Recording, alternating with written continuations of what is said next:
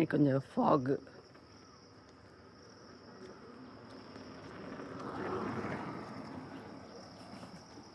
Walking வரவங்களாம் வந்துட்டுருக்காங்க. ஒரு அழகான இடம். இன்னைக்கு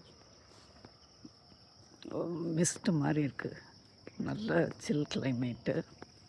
அங்கிட்டு காமிக்கிற இடத்து அப்படி ரெட்டிஷாக சன்ரைஸ் ஆகிட்டுருக்கு. வாங்க, நீங்களும் வந்து வாக்கிங் வாங்க. இந்த கிளைமேட் வந்து நமக்கு நல்ல எனர்ஜி கொடுக்கும்.